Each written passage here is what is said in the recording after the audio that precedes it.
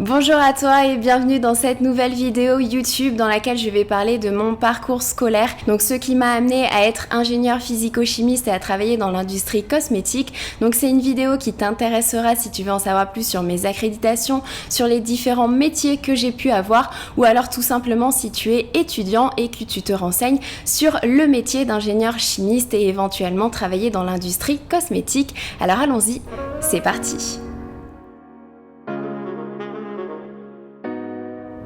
Bon, tu l'as compris, cette vidéo est donc différente des autres vidéos que tu trouveras habituellement sur ma chaîne. C'est une vidéo qui va faire partie en fait d'une playlist où je vais un petit peu plus expliquer mon cheminement, ce qui m'a amené à être aujourd'hui sur YouTube et à faire ces vidéos-là, comment j'ai eu toutes ces connaissances, etc. etc. Donc n'hésite pas à regarder cette vidéo en mode podcast pendant que tu fais autre chose, par exemple le ménage, la cuisine ou vraiment tout ce que tu veux. Bref, pour commencer mon histoire, moi c'est Bérangère, si tu ne l'as pas encore compris, et je suis originaire de Bordeaux. Donc j'ai grandi à Bordeaux et j'y ai également fait l'ensemble de mes études. Concernant mes études, on va commencer à parler du lycée puisque c'est à partir de ce moment-là que tu commences à faire des choix pour ton avenir. On ne va pas revenir sur la maternelle et le primaire puisque ça ne sert strictement à rien. Et donc au lycée, je me suis tournée beaucoup plus vers les matières scientifiques puisque c'est les matières que je préférais à l'école. Donc j'ai tout de suite su en fait que je voulais continuer mes études supérieures dans ce domaine-là pour éventuellement travailler plus tard dans un domaine qui reste scientifique. Donc forcément, j'ai choisi le bac S. Alors oui, je sais que depuis que j'ai quitté le lycée, les choses ont changé. Il n'y a plus le bac scientifique, le bac économique et social et le bac littéraire comme ce qu'il y avait à mon époque, mais d'après ce que j'ai compris, c'est comme si ça revenait en fait à choisir les matières scientifiques, donc les mathématiques, la physique et la chimie et l'SVT. Donc voilà, j'ai bien évidemment obtenu mon bac scientifique à la fin du lycée et ensuite j'ai décidé de me diriger vers une classe préparatoire intégrée, donc dans le but d'intégrer l'école de chimie de Bordeaux. Donc je me suis dirigée tout simplement vers une école d'ingénieur puisque j'avais des facilités à l'école, j'étais quand même une très bonne élève et tout simplement parce que j'adore travailler, j'adore apprendre de nouvelles choses. Donc voilà, je me suis dit que pour moi, ce qui me correspondait le mieux, c'était de faire une école d'ingénieur pour avoir le statut d'ingénieur. Et bien évidemment, je suis restée dans la filière physique et chimie puisque j'avais quand même en tête depuis pas mal de temps déjà de travailler dans l'industrie cosmétique, mais de travailler toujours dans la partie scientifique de l'industrie cosmétique. Et donc si tu veux intégrer en fait une école d'ingénieur, tu as plusieurs voies possibles. Tu as notamment les classes préparatoires classiques, donc qui durent 2 ou 3 ans. Si jamais tu as loupé tes concours à la fin de la deuxième année, tu as le droit de refaire une autre année pour repasser tes concours. Donc les classes préparatoires classiques, c'est 2 ans intensifs et à la fin tu passes des concours et en fonction de ta place, de ta position, de si tu as réussi ou non tes concours, et bien en fait tu choisis ton école d'ingénieur comme cela. Moi j'ai décidé de partir en classe préparatoire intégrée, c'est-à-dire que je faisais mes 2 ans de prépa uniquement dans le but de rentrer dans l'école de chimie et physique de Bordeaux, qui est, je le rappelle, l'école de chimie de ma ville d'origine. Voilà, mais sinon tu as également une autre option, c'est de partir faire un IUT ou alors peut-être même une licence et ensuite de rentrer sur dossier en école d'ingénieur. Alors je sais que ça se fait, mais ce n'est pas la voie que j'ai choisie, donc je ne connais pas vraiment très bien comment ça se passe. Donc si jamais tu as envie de faire ça ou si jamais tu es déjà en IUT, DUT ou alors en licence et que tu souhaites intégrer une école d'ingénieur, sache que c'est possible, mais je te demande de te renseigner de ton côté pour en savoir un petit peu plus sur les démarches qu'il y a à faire. Et sinon en ce qui concerne la classe préparatoire, eh bien je vais pas te vendre du rêve. La classe préparatoire, ça reste quelque chose de difficile, ça reste quelque chose où il faut absolument que tu aies la motivation, il faut absolument que tu aies envie de faire ces classes préparatoires et ensuite d'intégrer une école d'ingénieur. Si tu n'as pas cette motivation, il y a très peu de chances que tu réussisses ta classe préparatoire. Tout simplement parce que c'est des cours qui sont quand même assez denses, qui sont assez poussés. Pour ma part, c'était assez poussé dans divers domaines de la science. Donc voilà, je vais pas te dire, même si j'avais des facilités à l'école, la classe préparatoire, c'était absolument pas facile et c'était un autre level par rapport aux cours qu'on a au lycée. Donc voilà, si tu pars en classe préparatoire, il faut bien que tu intègres que ça va être 2 ans de ta vie où il va falloir que tu travailles. Personnellement, je passais tous mes week-ends à la bibliothèque pour étudier. Donc voilà. Après, il y a des gens qui réussissent leur classe préparatoire très très facilement, hein, mais voilà, moi je devais travailler beaucoup et donc je travaillais avec des amis notamment à la bibliothèque. Ça permet de rester motivé, de travailler ensemble. Mais bon, c'est quelque chose sur le coup qui peut être assez difficile, assez contraignant puisque ça demande beaucoup d'énergie et ça demande aussi que tu sois vraiment motivé, que tu travailles de toi-même, que tu ailles à la bibliothèque de toi-même. Mais c'est une formation qui reste une formation de qualité puisque ça va t'apprendre énormément de choses. Déjà en ce qui concerne les sciences, eh bien, tu vas voir différentes matières scientifiques, différents domaines qui sont assez poussés, donc ça t'apporte énormément de connaissances, mais c'est surtout que ça t'apporte, comme je disais, une formation de qualité puisque ça va t'apprendre à synthétiser, ça va t'apprendre à bien travailler. Je regrette absolument pas ces 2 classes préparatoires puisque c'est vraiment ce qui m'a permis aujourd'hui de travailler comme je travaille aujourd'hui, d'être efficace dans ce que je fais, d'être organisée. Et puis une fois que tu as passé ces 2 ans ou 3 ans de classe préparatoire, honnêtement tu en gardes que des bons souvenirs. Et donc après mes 2 ans de classe préparatoire, comme je te le disais, j'ai donc intégré l'école de chimie, physique et biologie de Bordeaux, donc plus particulièrement dans la filière physique-chimie. Et il faut que tu saches que en fait les écoles d'ingé, ça reste des formations très très très généralistes. Donc moi j'ai eu des cours de physique donc dans différents domaines, électromagnétisme, thermodynamique, j'ai eu différents cours de chimie, chimie inorga, chimie moléculaire, etc. Mais ça reste des matières très généralistes puisque en fait un ingénieur physico-chimiste, il peut travailler dans énormément de domaines. Et justement le but d'une école d'ingé, c'est que tu puisses travailler dans le domaine que tu souhaites en ayant exactement la même formation de base. Puisque par exemple, il y a certains des anciens de mon école qui vont travailler aujourd'hui dans le secteur de l'énergie, donc dans le secteur du pétrole notamment, dans le secteur pharmaceutique, mais aussi dans des industries de biens matériels comme par exemple dans les peintures, dans les adhésifs et donc en l'occurrence pour moi dans la cosmétique. Donc voilà, c'est une formation qui va te permettre de travailler après dans n'importe quel domaine, dans un domaine qui est quand même relié à la science et notamment à la physique et la chimie, mais c'est pas forcément obligatoire. Après, même si ça reste une formation très généraliste de base, et bien au fil des années, tu vas quand même te spécialiser dans un certain domaine et notamment à partir de la 3e année d'école d'ingé, puisque oui, une école d'ingénieur c'est généralement 3 ans, ce qui fait que tu arrives à un bac plus 5 puisque tu as fait 2 ans de classe préparatoire et ensuite 3 ans d'école, donc tu as un bac plus 5 et donc à la fin, généralement à partir de la 3e année, tu commences à te spécialiser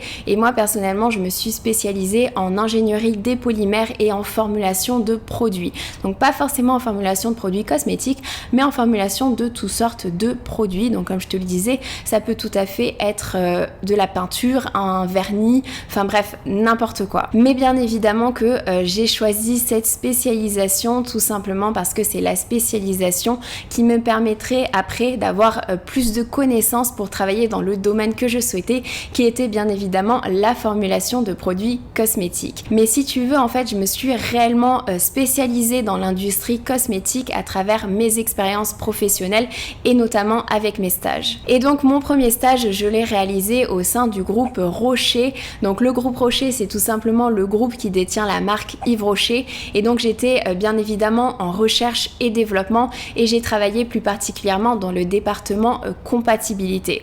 Donc en fait, ce département, il s'assure tout simplement qu'il n'y ait pas de trop grandes incompatibilités entre le flacon et la formule cosmétique. Donc on parle d'incompatibilité contenu contenant. Parce que oui, ce genre d'incompatibilité, ça existe. Et donc le but de mon stage, c'était justement de trouver les différentes causes d'une incompatibilité contenu-contenant qu'il y avait pour un produit Yves Rocher. Puisque oui, à l'époque, il y avait un produit Yves Rocher qui était vendu et en fait, le flacon, il se déformait au fil du temps. Donc si le flacon, il se déforme, ça veut tout simplement dire qu'il y a une incompatibilité et donc, il faut bien évidemment trouver les causes de cette incompatibilité pour ne pas que ça arrive, puisque si le consommateur voit que son flacon commence à être déformé ou alors que le flacon est déjà déformé en magasin, et bien forcément il ne va pas acheter ce produit. Donc voilà, le but de mon stage c'était de trouver qu'est-ce qui causait cette déformation. Et honnêtement c'était un super stage, j'ai adoré travailler au Groupe Rocher tout simplement parce que l'ambiance était hyper cool. Les locaux donc ils sont situés en région parisienne dans le 92, ils sont magnifiques. Franchement c'était une atmosphère, une ambiance, c'était un petit peu comme à l'américaine, donc les grandes entreprises américaines, c'est-à-dire qu'on avait des douches, on avait la possibilité de faire du sport entre midi et 2 et ensuite d'aller se doucher et de reprendre le boulot, la cantine, c'était juste incroyablement bon. Donc voilà, j'ai passé honnêtement un super stage. Oui, j'ai bien évidemment trouvé des causes de cette incompatibilité, mais si tu veux, on pourra en parler un petit peu plus en détail. En tout cas, si tu as des questions, j'y répondrai avec grand plaisir en commentaire. Et sinon, mon dernier stage, donc le stage de ma 3e année avant justement d'être diplômée en tant qu'ingénieur physico-chimiste, et bien cette fois-ci j'ai travaillé dans un laboratoire sous-traitant et principalement donc toujours en recherche et développement, mais cette fois-ci en formulation de produits. Donc j'ai travaillé principalement sur des produits skincare et haircare, je n'ai pas travaillé sur du make-up, et donc le but en formulation c'est comme tu le sais de formuler un produit cosmétique. Donc moi je travaillais plutôt en produits conventionnels, donc de la cosmétique conventionnelle, plutôt bas de gamme et moyen de gamme, et j'ai fait toutes sortes de produits, donc shampoing, gel douche, lait, crème, etc. etc. Et donc si tu veux la formulation, si tu veux en savoir un petit peu plus, c'est exactement comme une recette de cuisine. Donc on a des ingrédients de base, on sait que pour faire une crème, eh bien il faut une phase aqueuse, il faut une phase huileuse, il faut que tu arrives à les mettre ensemble puisque l'eau et l'huile, ça s'aime pas, et donc pour cela tu utilises des émulsifiants et puis tu rajoutes les conservateurs, les ingrédients actifs. Bref, voilà, c'est exactement comme une recette de cuisine, comme si tu préparais un gâteau, c'est juste que là on utilise des matières premières, des ingrédients cosmétiques, et donc voilà, c'est un métier que j'adore, hein. La formulation c'était mon but, travailler en formulation de produits, et c'était une super expérience puisque en fait j'étais vraiment dans une toute petite structure, ce qui fait que je devais tout faire moi-même.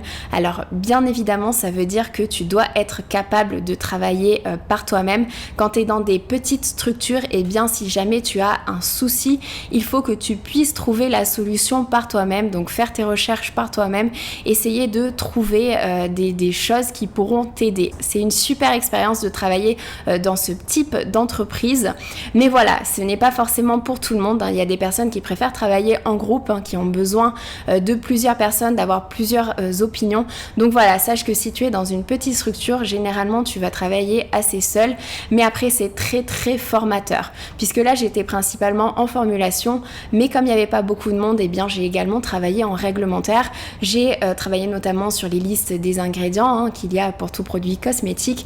Donc voilà, c'était une superbe expérience, d'autant plus que j'ai formulé énormément de produits cosmétiques différents. Donc voilà, c'était vraiment très cool, et encore une fois c'était en région parisienne. Puis j'ai enfin eu mon diplôme d'ingénieur physico-chimiste et j'ai décidé de partir travailler à Lyon, puisque oui, j'aime bien changer comme ça d'environnement. Après Bordeaux, après Paris, j'ai décidé de partir à Lyon puisque j'ai eu l'opportunité de travailler au sein des laboratoires Psychobel. Alors si tu connais pas ces laboratoires, ce sont tout simplement eux qui ont la marque Become Bio et la marque Placentor. Alors bien évidemment j'étais encore une fois en formulation de produits, et étant donné que c'était aussi une petite structure, eh bien je décidais des formules, mais je faisais également la réalisation des essais en paillasse. Donc c'est-à-dire tous les essais de formules, eh bien je les réalisais en paillasse, puisque en fait tu as une formule de base, mais bien évidemment ça reste très très rare que ta première formule que tu as écrite sur le papier en théorie, eh bien ça fonctionne bien dans la pratique. Donc tu refais toujours des essais avec des petits ajustements pour enfin obtenir le produit que tu as envie de vendre, le bon produit qui correspond notamment au brief marketing. Et ensuite, une fois que tu as trouvé ce produit-là, donc que tu as la bonne formule, eh bien il y a toute une batterie de tests qui sont nécessaires, et notamment les tests de stabilité. Donc en fait les tests de stabilité, ils sont là pour s'assurer que le produit cosmétique, en fait il va être stable durant son utilisation durant sa durée de vie et normalement c'est 3 ans. Alors quand je dis 3 ans, c'est bien évidemment 3 ans non ouverts. Donc ton produit cosmétique, il est censé être stable durant 3 ans lorsqu'il est non ouvert. Et donc pour s'assurer en fait que le produit est stable, bien évidemment que on n'attend pas 3 ans. En fait, on va mettre le produit à différentes températures. On va le mettre au froid, on va le garder à température ambiante et on va également le mettre à 40-45 degrés pendant 3 mois. Et 3 mois à 40-45 degrés, et bien en fait c'est ça qui correspond à la durée de vie de 3 ans. Et donc pendant cette période, donc pendant les 3 mois, on va suivre l'évolution du produit et on va notamment s'assurer que les propriétés organoleptiques restent pratiquement inchangées, c'est-à-dire que si le produit il est blanc, eh bien il faut qu'il reste blanc. On va s'assurer également que la texture ne soit pas trop différente et aussi que le pH ne change pas. C'est hyper important de vérifier que le pH ne change pas, puisque en fait au niveau de tes conservateurs, il y a certains conservateurs qui fonctionnent uniquement sur une certaine plage de pH. Et donc il ne faut pas que tu sortes de cette plage de pH, puisque si par exemple au bout de 2 mois, eh bien ton produit il n'est plus dans cette plage de pH, eh bien tu as un risque microbien. Donc il faut vraiment s'assurer que le pH il reste quand même assez stable, ou du moins qu'il reste dans la tranche de pH qu'il faut. Et puis tu as aussi certains ingrédients actifs qui sont dépendants du pH, donc leur efficacité dépend du pH. Par exemple les acides de fruits qui fonctionnent mieux, en tout cas à un pH acide, à un pH de 3,5. Donc forcément, si tu veux que ton produit il reste suffisamment efficace même après être resté 2 ans en rayon, eh bien tu dois t'assurer que le pH n'évolue pas trop. Donc voilà, ça ce sont les tests de stabilité, mais ce ne sont pas les seuls tests que l'on doit faire, puisque comme je le disais tout à l'heure, on doit également réaliser des tests de compatibilité, donc pour s'assurer qu'il n'y ait pas de trop grandes incompatibilités entre la formule cosmétique et le flacon. Et pour cela c'est pareil, et bien une fois qu'on a choisi le flacon qui va être vendu, et bien on remplit avec la formule cosmétique et on met au froid à température ambiante et également à 40-45 degrés. On suit pendant 3 mois et on vérifie qu'il n'y ait pas de déformation au niveau du flacon par exemple. Et après les tests de stabilité, les tests de compatibilité, et bien il y a encore d'autres tests, et notamment le challenge test qui est en fait le test microbio qui permet de s'assurer que le système de conservateur que l'on a choisi, il fonctionne bien, pour bien évidemment s'assurer que lorsque tu vas utiliser ton produit, eh bien il n'y ait pas le développement de bactéries, de levures, de champignons, etc. puisque ça serait quand même assez dommage. Et puis assez dangereux. Donc voilà, donc c'est très important de faire bien évidemment ce test microbio, mais c'est pas tout. On réalise également des tests d'irritation cutanée et de temps en temps des tests d'irritation oculaire pour s'assurer, encore une fois, que la formule, elle ne soit pas trop irritante. Donc oui, tous les produits cosmétiques qui sont vendus, normalement, je dis bien normalement, ils ont tous fait un test d'irritation cutanée, et si ils sont vendus, c'est qu'ils ont passé ce test d'irritation cutanée, donc ils sont jugés non irritants pour la peau. Ça ne veut pas dire qu'il y a 100% des personnes pour lesquelles ça sera non irritant, puisque je répète encore une fois, on est tous différents et on réagit tous différemment, mais ça veut dire quand même qu'il a passé ses tests et donc il est jugé non irritant, mais ça n'empêche pas que pour certains types de personnes, eh bien ça va être un produit qui va potentiellement irriter la peau.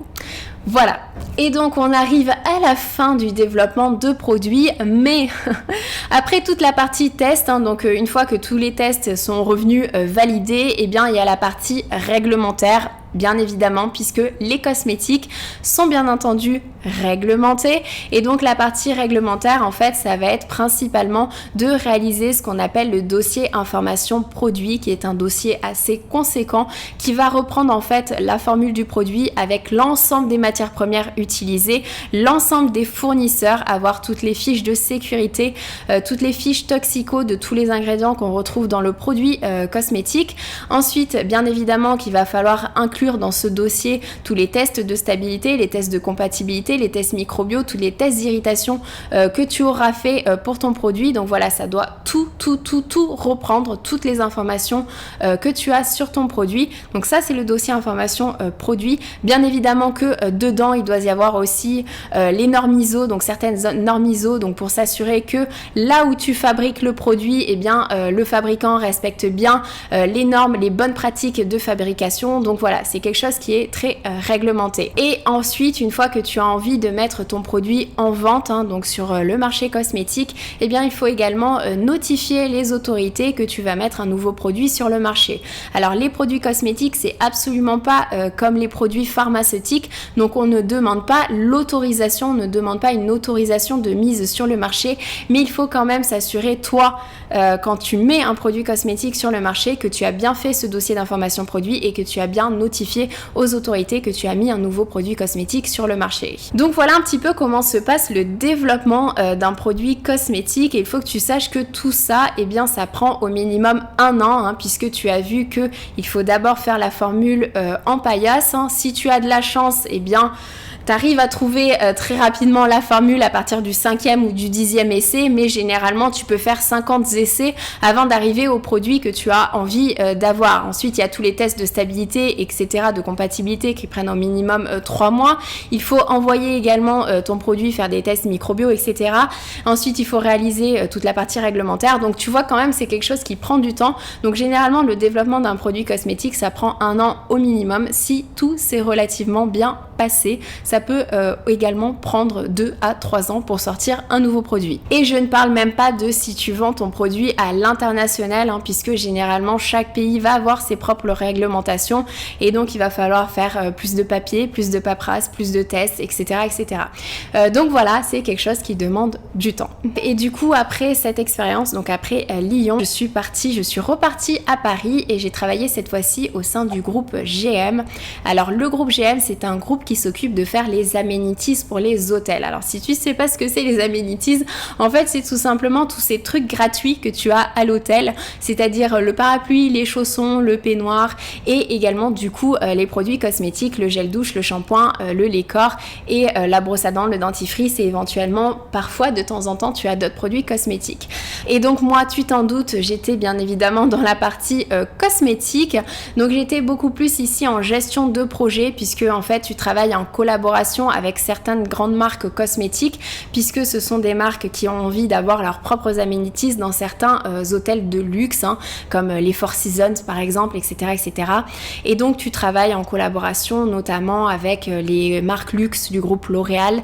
Il y avait également la marque Caudalie ou alors Givenchy ou alors des marques de spa comme par exemple 5 Monde. Donc voilà, tu travailles beaucoup en collaboration avec ces marques dans le but, hein, de créer des petits amenities pour les hôtels. Et bien évidemment, ça doit être des choses qui sont très très très peu chères puisque c'est entre guillemets soit compris dans le prix de la chambre de ton hôtel, soit c'est offert par l'hôtel, donc du coup ça doit être très très peu cher. Voilà, et comme moi j'avais formulé notamment au laboratoire Psychobel, c'est des marques qui sont très naturelles et notamment Become Bio qui était bio, mais étant donné que j'avais cet aspect là, et bien je me suis occupée, mon projet principal au sein du groupe GM, c'était de créer une ligne de cosmétiques bio à bas coût.